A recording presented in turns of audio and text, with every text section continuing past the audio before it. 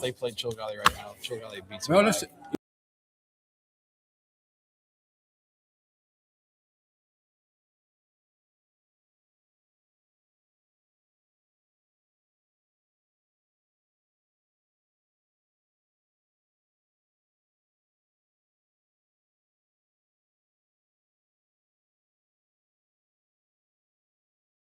Good, straight. We're in? Okay. Yeah. Does she Roll, have- please.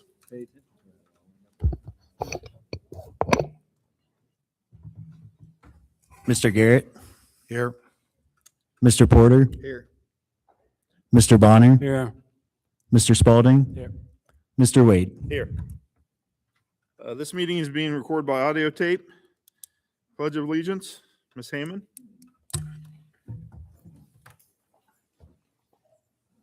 I pledge allegiance to the flag of the United States of America and to the republic for which it stands, one nation, under God, indivisible, with liberty and justice for all. Thank you. Yeah. Adoption of the board agenda. Do I have a motion to adopt the agenda for tonight's meeting? I'll second. Discussion? Roll, please. Mr. Porter, Yes. Mr. Bonner, Yes. Mr. Spalding, Yes. Mr. Wade, Yes. Mr. Garrett. Recognitions and presentations. We do have one presentation this evening, and that presentation is on the Igloo, Dr. Burns and Ms. Herbert. If you'd like to come up to the mic, I don't want to steal any of their thunder, but I can tell you that this is 18 months in the making, and they're going to share all the details with us. Thank you. Good evening. Tonight is a really special night for us because we get to officially celebrate the opening of the Castle, the Cavalier Advanced Simulation and Transformative Learning Environment. And I have to admit, standing here tonight feels a little surreal. My name is Lindsay Burns and this is Chelsea Herbert. And we have the tendency of coming up with ideas that might sound just a little bit crazy at first. Ideas like, what if we create a student-run 3D printing lab for a weekly attendance incentive? Or what if we took students who have never seen the ocean before and let them experience that for the first time? Or what if we took students to space camp? And then eventually, what if we built an immersive classroom where our students could stand on the surface of Mars, dive beneath the ocean, or explore places around the world? And somehow, here we are, and we've done all those things here in Chillicothe. We have a castle, one of just 37 in the United States. But the truth is, ideas like this only become reality when there are people willing to believe in them. And tonight, Chelsea and I have a lot of people to thank. First and foremost, we want to recognize Miss Marilyn Esteb. Through the gift she left for our district, Ms. Esteb created an opportunity that will impact students of the Chillicothe City School District for many, many years to come. While she could not have possibly known exactly what this gift would become, her generosity has allowed us to dream big about what is possible for our students. The castle is part of her legacy, and we are incredibly grateful. We would like to recognize the Chillicothe Education Foundation Board of Directors. When we brought this vision to you, you were willing to dream alongside us and imagine the impact it could have on our students. You saw the possibilities, you trusted the vision, and because you did, our students now have access to a learning environment unlike anything they've ever experienced before. Thank you for being willing to invest not just in equipment, but in possibilities for our students. We would also like to thank the Chillicothe City School District Board of Education. You continually support opportunities that allow us to think differently about what learning can look like for our students. This project involved a lot of planning, problem solving, and plenty of moving pieces along the way, but through it all, you trusted us and supported our vision. There is something incredibly powerful about working in a district where people are willing to let you dream big for kids and then figure out how to help make those dreams happen. To our district office administration and staff, thank you for your unwavering trust in Chelsea and me throughout this process. You allow people like us to walk into a room with ideas that sometimes begin with, okay, hear me out, and you keep listening. That trust matters more than we can adequately say. You gave us the freedom to create something extraordinary for our students, and we are incredibly thankful for that. We owe a tremendous thank you to the maintenance and custodial staff of the district. Projects like this may look beautiful when they are finished, but there is an enormous amount of work that happens behind the scenes to get there. moving equipment, preparing the space, solving problems, adjusting things, running things, and responding every time we said, we need just one more thing. You helped turn an idea into an actual space our students can use, and we truly could not have done it without you. And finally, we'd like to give a special thank you to our CIS principals for being willing to welcome this project into your building. Thank you for seeing the value of this opportunity and for allowing CIS to become home to something that will serve the students across the district. At this time, we would like to recognize the members of the Chillicothe Education Foundation Board of Directors individually.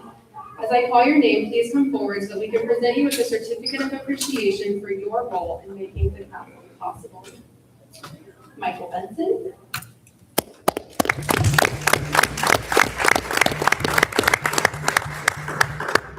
Molly Calhoun.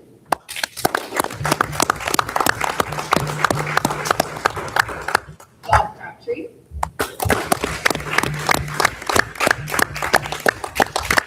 Ben Waters.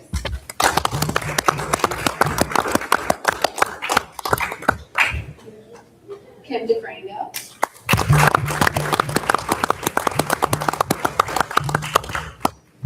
Aaron Gibbons.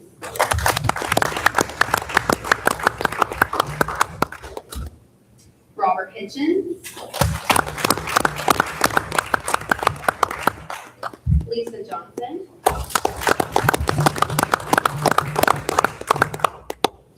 Nancy King.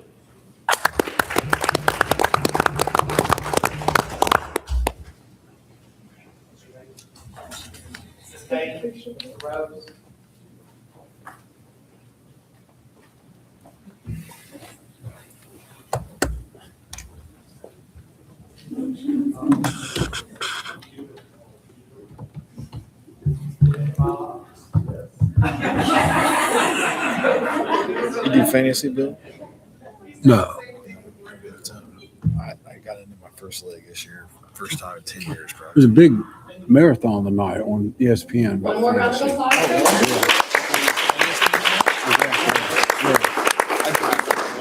Saturday. So. Oh, you already drafted? And before we finish, we have one more presentation. Every castle needs a key. And so to the members of the Chillicothe City Schools Board of Education, we would like to present you with your own key to the castle. These were 3D printed in our Fab Lab here at That's CIS. awesome.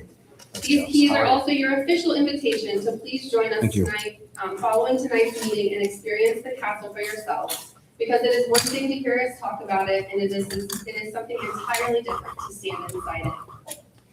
I want to end tonight with our students, because ultimately, that is what every piece of this is about. One of the things we love most about education is that sometimes we have the opportunity to give students experiences that they never imagined they could have had. I've had the privilege of watching students see the ocean for the very first time. I've watched students travel to space camp and realize a world that they've only read about might actually have a place for them. And now we cannot wait to watch our students walk into the castle. We cannot wait to see our students stand beneath the stars, to walk along the Great Wall of China, explore the ocean floor, travel through the human body, or visit places they never imagined they could see. My work with NASA has earned me a little extra space science credibility with our students. So much so that more than a few of them have asked me, have I ever actually been to space? Now I can say, yes, I want to go too. But even more than that, we hope this space helps our students become curious. We hope it makes them ask questions. We hope it makes something they once thought was impossible feel just a little more possible. Because sometimes one experience is enough to change the way a student sees the world and the way they see themselves in it. That is what makes this project so exciting. So to Ms. Estep, the Chillicothe Education Foundation Board of Directors, our Board of Education, our administrators, and everyone else who helped us get to this moment, thank you for trusting us with the crazy ideas. Thank you for believing that our students deserve extraordinary experiences. And thank you for helping us build a castle where those experiences can happen. We cannot wait to see where it takes them. Thank you.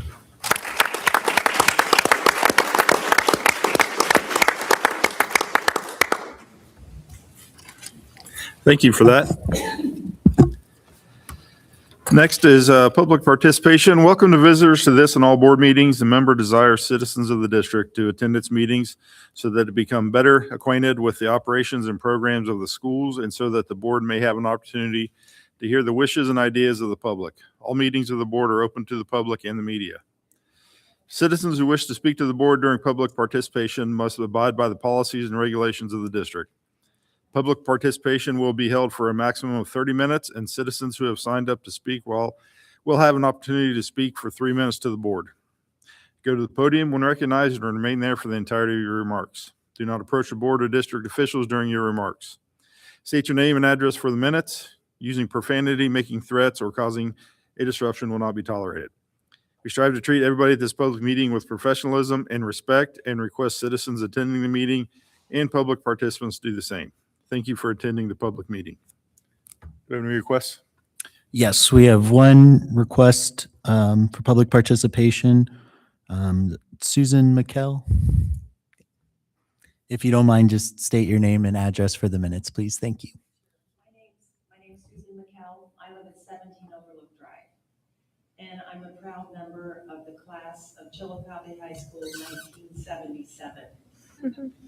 I'm just here today because I wanted to compliment the board, the school district, and the community on the Cavalier Athletic Center. I'm also a part-time employee there, and I've been amazed at how wonderful this facility is, not only for all of us, but for the community, and they absolutely love it. What I'm here tonight too is I want to put a little bit of, I want to talk a little bit about the student athletes that come there every day. It's actually the girls tennis team. Because the park, it doesn't have courts this fall, they're actually practicing in the facility, and they're never going to miss a game. They never miss an away game, and they never miss a game because of weather. So I guess my question is, if we could ask the district, the administrators, maybe even the board, to show a little bit more love to these student athletes that come and practice and work so hard. And we get a lot of that for our bigger sports, soccer and football and volleyball, and they're great and it's wonderful. But maybe we could have some of you visit us at the CAC, at the golf field, at the golf, at the country club, and even the cross country. That's all I wanted to say. It's all good. Thank you very much.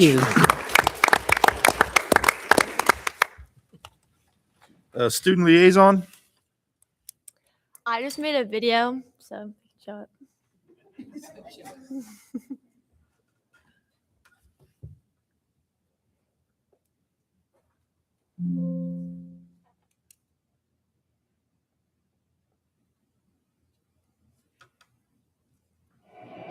Hi everyone, I'm Evelyn Hammond, the student liaison for the school board, and I'm here with a quick update on what's been happening across all three of our Chillicothe school buildings since the year has kicked off.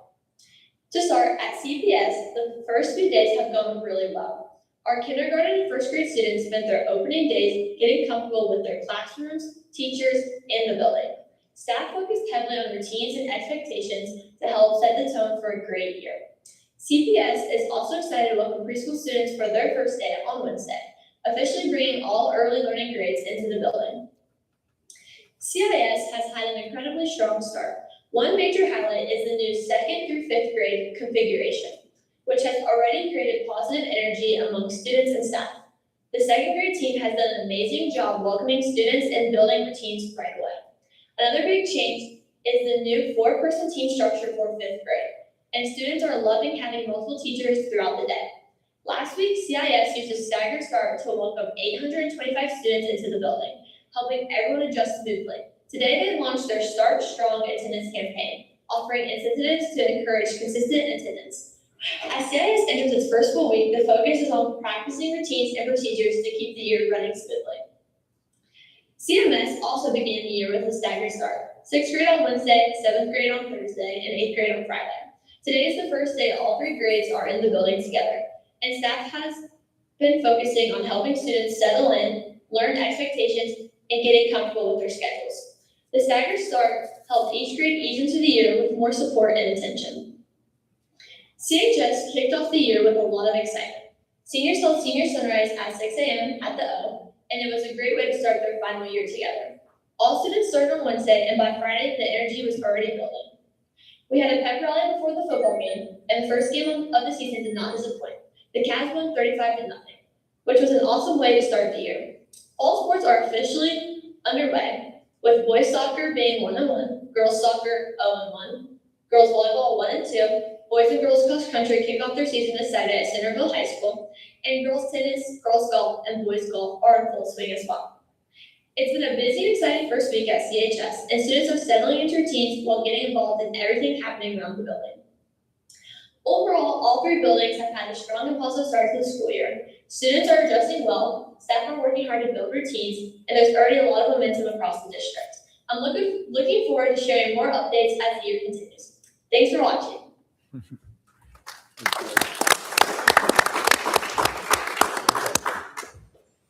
Thank you. Anything else you'd like to add?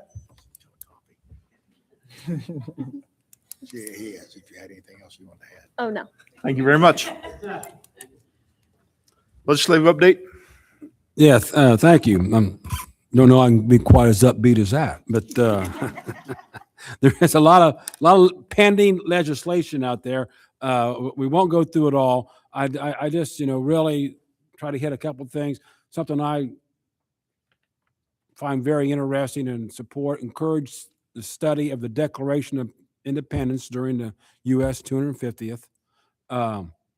There's a strong urge to do away with the United States Department of Education. They are looking to enact the Pledge of Allegiance Act. Of course, we have continued interest in AI and cell phones and what they should do. Another area very important to me, enact the Ohio Fitness Test. And maybe we can go into I'll go a little deeper in some of these things when we have some more time. I don't want to take too much time.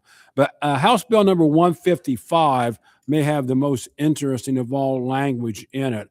Prohibit diversity, equality, and inclusion in public schools. And just to highlight the early part of that, or the opening section, not later than 90 days after the effective date of this section, the Board of Education of each city, local, exempt village, and joint vocational school district shall adopt and enforce a policy that prohibits all of the following. And I won't go through them all. Any orientation or training course regarding diversity, equity, and inclusion. So that is out there right now. So just something to be aware of. I'm not saying one way that I'm for or against either way. It's just that is kind of a strong language I thought maybe we should be aware of. I'll maybe go into some of the things in more detail at a later meeting. Thank you. Thank you. Pickwater Ross update. Anybody got anything? Treasury reports and recommendations. I do have some recommendations. First, I'd like to present the 5-year forecast.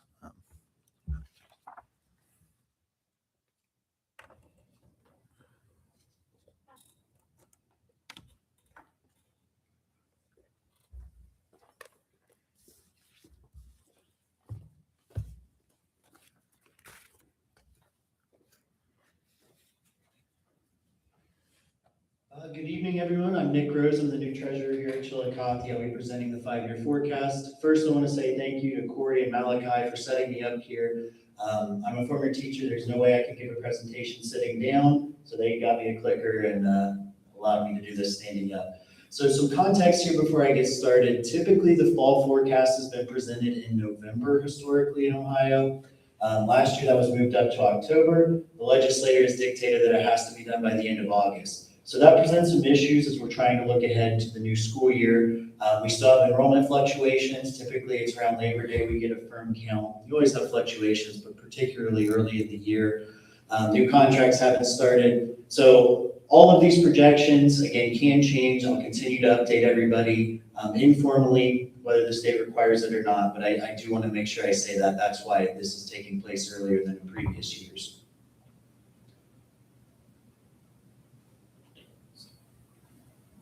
Important thing is to turn the clicker on before you try to use it. So I'll remember that next time. So key factors to consider as we're looking ahead over the next 5 years.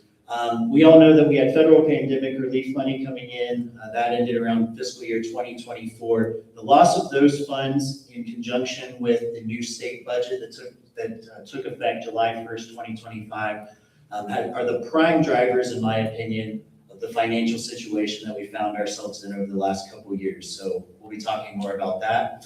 The current state budget that I just referenced did not update what we call the base cost. So I'll show you the impact of that for local citizens and their share of taxes and how that's impacted us in schools. A fun fact is that this actually has taken us to a lower state contribution than during the 1990s when the DeRolf case said that the Ohio public system of funding schools was unconstitutional because it was too reliant on local property taxes. We're now at a lower state contribution than during that time on a per student basis. In 2025 in Ross County, we had what's called a triennial update. So every 3 years, you either get a reappraisal or a triennial update. So that started with the 2026 tax collections. House Bill 186 was legislation that was passed late last year.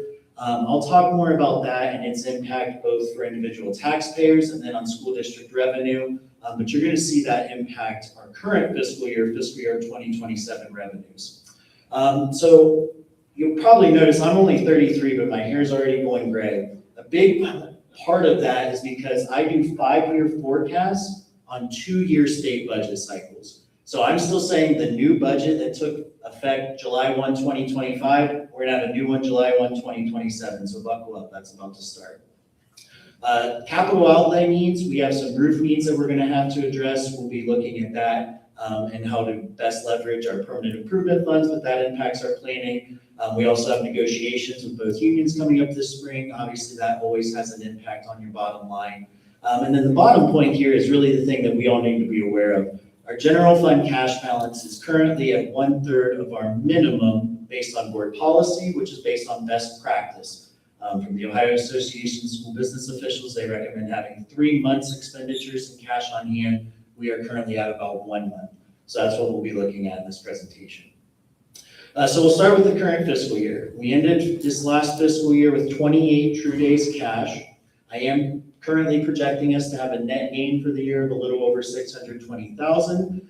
The context that's important there, though, is that would put us, if I hit this down to the dollar, which of course I will, there's no way I'm going to mess up any of these assumptions. I got it. That would end at 36 true days cash. So all jokes aside, that still leaves us at just a little over 1 month's expenditures and cash on hand. So it's good, obviously, coming out positive is necessary based on where we're at, but that would still put us under half of our minimum cash balance, so what our minimum should be. So looking at the 5-year forecast, the first 3 years on this table are historical. Those are all done. Fiscal year 2027 is the current fiscal year, and then that's our outlook moving forward.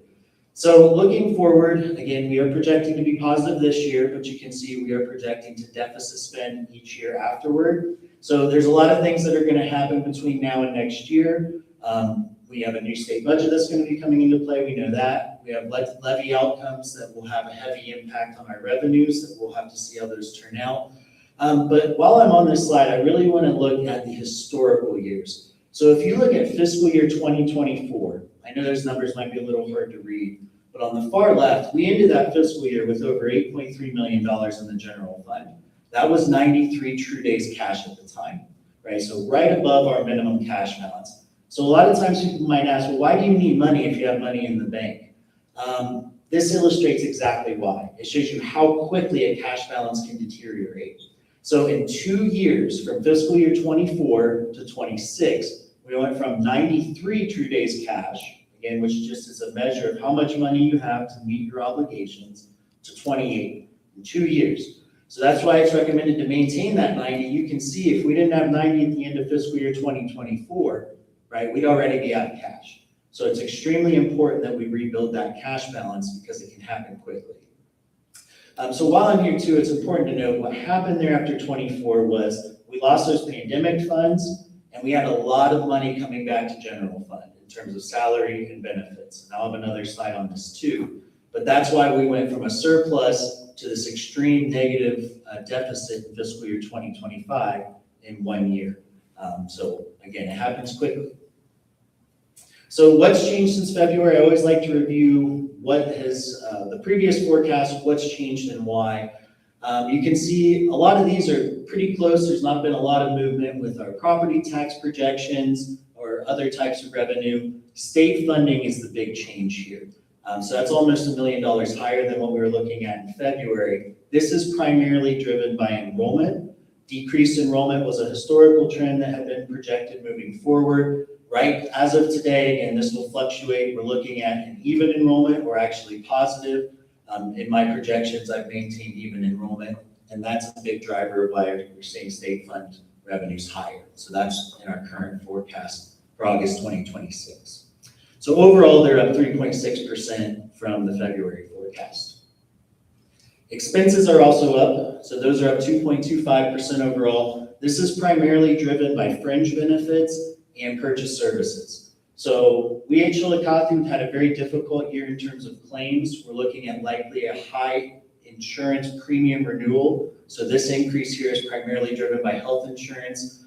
So that's the big change there. Purchase services are also going up. As I talk about us getting the same base cost, I'm going to reference this again in a little bit. The cost it should, the average annual cost or average per pupil cost it should take to educate one student. It's important to note that school districts are not immune to the economy. Our utility bills have increased exponentially, just like everybody else paying theirs at home, right? Fuel costs, we pay for a lot of fuel. So that's all being captured here in purchase services and some in supplies. So expenditures have gone up as well at 2.25% from February, even with all of the cuts that we have made. So in February, we did have the reduction plan in place. So the additional salary cuts there are further personnel that have left that we have not replaced that have happened since February. So big picture, this is just a pie chart of our revenue. 59% of our revenue currently comes from state sources, with 55% of that coming from the foundation formula. 41% come from local sources.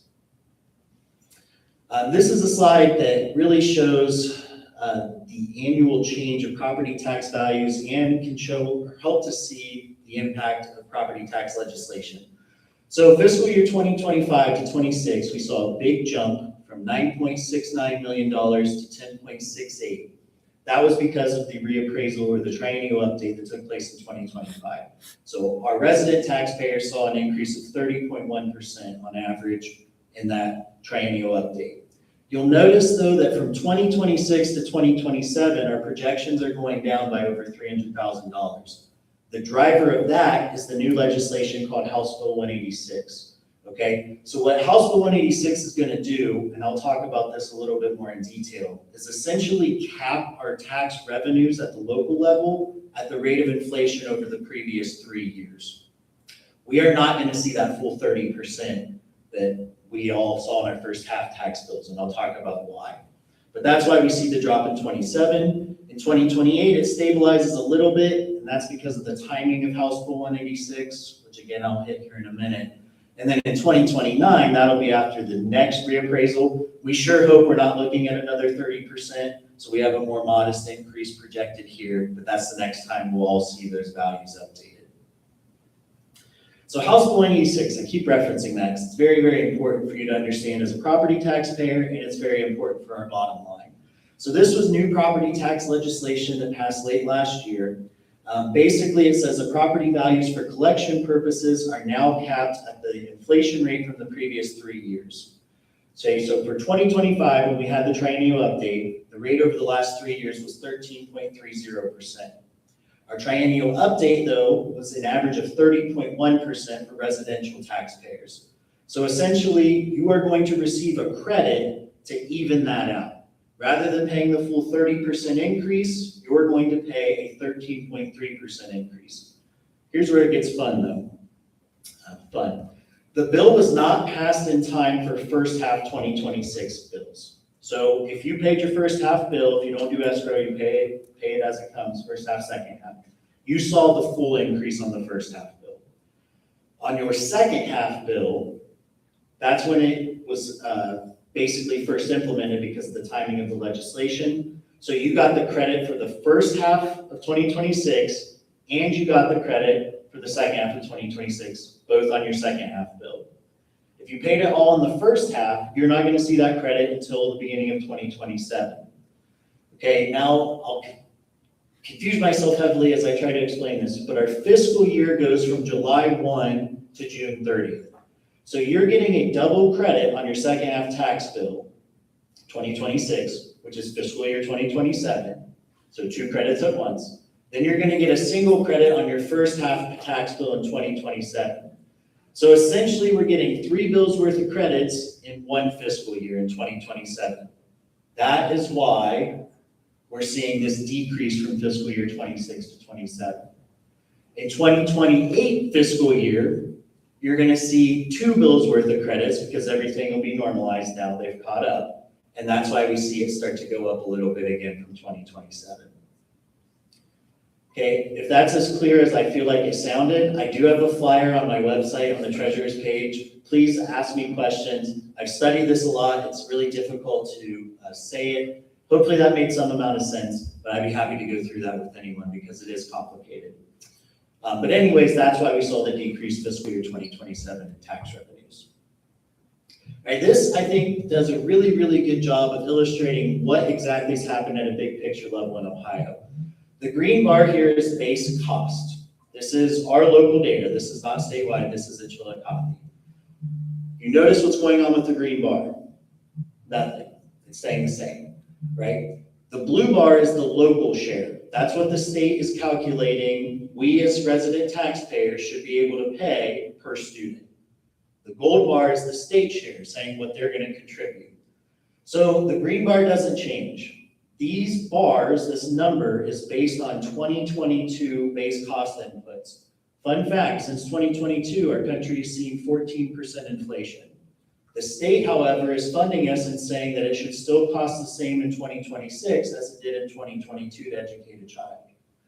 Okay, so why is the local share going up and why is the state share going down? Because you guys are wealthier, okay? Every time you get a reappraisal or a triennial update, and that value goes up, the state saying, fantastic, you have more money, you have more value, you can pay more for each child's education. So the local share continues going up. This year in fiscal year 2027, we've crossed that 50-50 threshold where the state is now contributing less than half of the base cost. So keeping this same formula and maintaining the base cost evenly will always have this effect. Values are hardly ever going down. The local share will continue to go up and the state share will continue to go down unless the base costs are changed or the formula is scrapped and they come up with something else. So property taxes, how did we get here? I just love talking property taxes. I hope you guys enjoyed this. In 1972, the personal income tax was passed. House Bill 471, stated goal of the legislator was to take the burden off of resident taxpayers. Throughout the 70s, they created what's called the rollback credit and the homestead exemption. Rollback credit helps you if you are paying taxes for a primary residence. Homestead exemption is targeted at seniors, which is extremely important. Then we started scaling everything back. 2005, an income tax reduction was passed. 2013, an income tax reduction was passed. 2015, an income tax reduction was passed. Starting to see a theme. 2019, an income tax reduction was passed. 2021, there's a 16.8% reduction for those earning $221,000 or more, 3 times greater relief than for all the other lower tax brackets. Finally, in 2023 through 2026, we went to a flat tax rate of 2.75%, ensuring that Les Wexner pays the same tax rate as all of us. This cost the state, just this last one, $2.3 billion.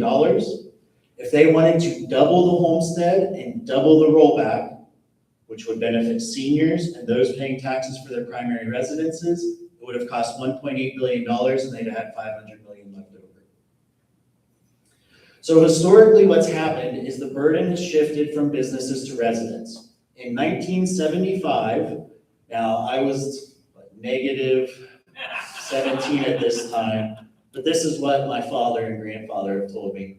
54% of the tax burden was on business, only 46% was on residents. Go to 2023, and this is about the same now. 68% of the burden is on residents, only 32% is on business. Now, we are not anti-business. Obviously, we all need jobs. It's important for our economy, but this shift really highlights we may have gone too far one way. We are 5th in the country in Ohio in property tax burden. We are 45th in the country in state contributions to our base costs for students. So we're middle of the pack in spending, if you look up analyses on this, but 45th% in the state side, 5th% in the local, or 5th overall. 45th overall on the state side, 5th overall on the local side. Okay, so then zooming back out, looking at how we spend our money, 80.2% of our money goes to salary and benefits, which is what we want. We want to invest in our teachers, we want to invest in our staff, who's directly making a difference in our children's lives every day. 15.6% goes to purchase services, 2.6% for supplies and materials, 0.4% for capital, 0.9% for other fees, those types of things. This graph, again here, big picture looking at expenditures, 2024 to 2025, again, is where we see that ESSER impact. Huge jump in our wages and our benefits. Those were all costs that had been coming out of pandemic funds that then shifted back to the general fund in 2025. That's when we saw the huge leap, and we went from 93 true days cash on our journey back down to 28 at the end of 26. So then when you look at 26 to 27, that's where you can see the impact of our reductions. Even with raises for our collective bargaining units, we can see we've really cut down on our salaries and our benefits overall, and we're projecting to have lower expenditures this year. But costs are always going up, so moving forward, we are projecting slight increases because inflation is always happening, typically. So this is, I think, the #1 slide that people need to understand and shows you the value of public education. Our daily cost per pupil, so what we spend to educate one kid per day, all in $81.20. 20.35% of that for our general fund comes from our residential property taxpayers. So residents and agriculture, homeowners and farm landowners. So for $16.52 a day for the average taxpayer in our district, our kids are getting breakfast and lunch, they're getting transported to and from school, they're getting a personalized education that prepares them for their unique career or life pathway or vision statement. I can just tell you, as a father with 2 young kids coming here, this is the greatest thing that they've ever seen. Friday night, we're at the game watching fireworks that were donated. I cannot say that enough. They were donated. We did not buy them, just like the igloo was donated. We did not buy it. But they were so excited to be there. When I told the board, when Carte scored his 3rd touchdown, EJ looked at me and said, "Can you believe if we'd have missed this?" I mean, this is larger than life to them. So what we are doing for our kids and what our teachers and our staff are providing for them, we are doing that at a cost of $16.52 a day for our resident taxpayers, $81.20 all in. Okay, that's extremely important to be aware of. Okay, so we know that we have a levy coming up in November. So just to provide facts to this, I'll kind of brush through this because it has dollar amounts. I prefer to put everything in true days cash, which really reflects how much you're able to meet your obligations. So the blue line here is our projection if the levy were to pass. Our black line here is our projection if it were not to.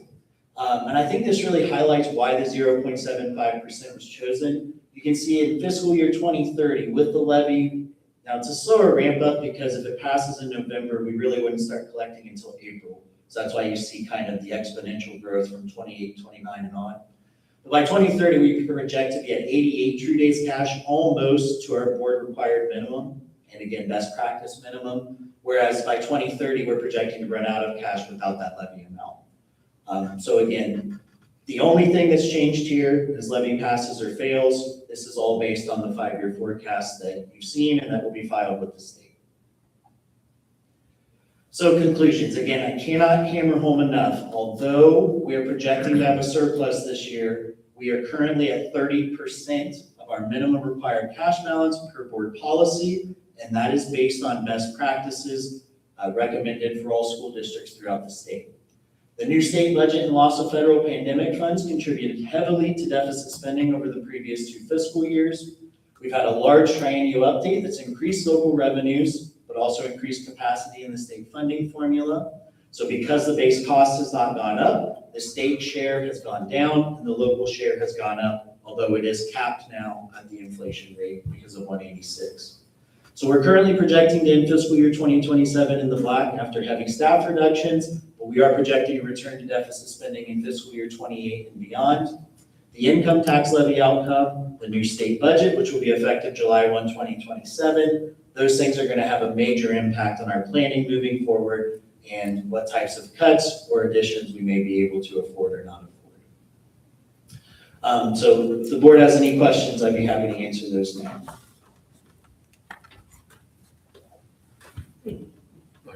Great job. Thanks, Good Nick. job, Nick. Appreciate it. For the community, feel free to reach out to me via phone or email. I say this all the time, but it's true. My wife would love for me to have someone else to talk to this about. So please call me with any questions. Thank you.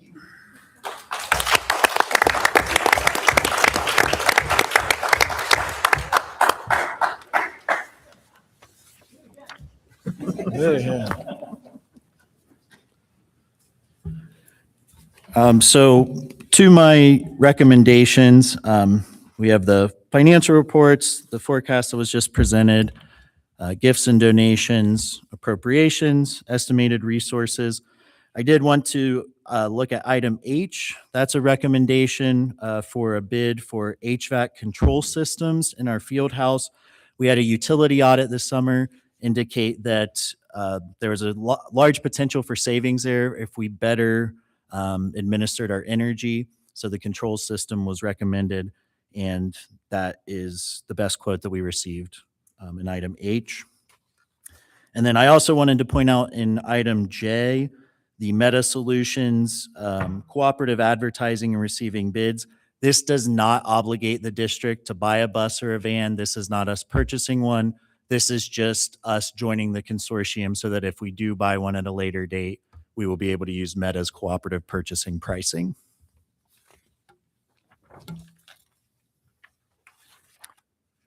So moved. Second, Second. discussion? Great job, Nick. That presentation is awesome. worth the price of Admission. admission. Worth the price of admission. Thank you. All right, roll, please. Mr. Spalding, Yes. Mr. Wade, Yes. Mr. Garrett, Yes. Mr. Porter, Yes. Mr. Bonner. Yes. Superintendent recommendations. Yes, I have superintendent recommendations are A through G, and we go through these a little bit. Our high school and middle school handbook, we want to have those adopted. We did not have a board meeting in July, so we're a little behind on those. The board policy consideration for approval is on the attendance policy, and that is being adopted from the Ohio Department of they sent something out on the exact wording, and that's what's in there. Our drug-free Club of America, we're switching from Keys to Success to the MAID. And part of that is because we did lose our drug-free coordinator, Vicki Bartlett. She was paid 50% from the district, and 50% of her salary was from integrated services. We no longer have that position anymore. And some of the funding for that was coming from the school scoreboard also, the ads on the scoreboard. So that is going to athletics now. So that funding where they were spending between 20 and 25,000 a year that they were receiving, they will not receive that. So the cost on this is about $3,000. This was in your packet, $3,000 to join, and then $10 per student per year. All of that for this year. There's still money in the Keys to Success to pay for that. And so that's why the switch on that. Changing location on the board or for the next meeting. We have job descriptions. So for the Director of Special Services, that job description was 21 years old, so that was rewritten. We do need to post that position. And we have an electrician that is retiring, And that job description was about 20 years old as well, so those have been rewritten. Personnel items, retirements, that is the electrician. And so the plan there is we would like to post that as soon as possible so we can have someone working with the previous the electrician that is retiring so they can learn about our district and not wait till the last minute. We have some resignations here, and what happens there with the resignations is then someone else will take that position by union contract, and then that will create another open. So it's kind of a chain effect. Somewhere down the road, we will have to post the position. Supplementals, again, since we did not have a meeting in July, these have been waiting. They're not, we did cut some supplementals. These particular supplementals were not cut. And we have a volunteer one there. The Sharp tutoring is, that's something we do every year in the intermediate buildings and the middle school and high school. And that is several days a week, and it's staff members that we do pay to do that after school. Normally, that is federally grant funded. And of course, we have some substitute teachers on there. And I think that pretty much takes care of it. So I'd like to recommend A through G. Motion on that? I'll motion. Second? I'll second. Discussion? So along with the change in the location of the meeting, do we need to talk about the date, or do you want to do that? We can do that later. I think we can get through until maybe December is when we normally have that. Okay. and Change it for now. Okay. All right. Yep. All right. Roll, please. Mr. Bonner, Yes. Mr. Spalding, Yes. Mr. Wade, Yes. Mr. Garrett, Yes. Mr. Porter. Yes. Discussion and informational items? Board member comments? I'd like to thank you, Nick. I thought that was a great presentation. Thank you. I appreciate it. All right. Evelyn, thanks for joining us. Next time we expect half-hour speech. All right. If nothing else, I'll motion to adjourn. Motion. Motion. Second? Second. Discussion? Roll, please. Mr. Bonner, Yes. Mr. Spalding, Yes. Mr. Wade, Yes. Mr. Garrett, Yes. Mr. Porter. Yes. Thank you all. I do want to remind the board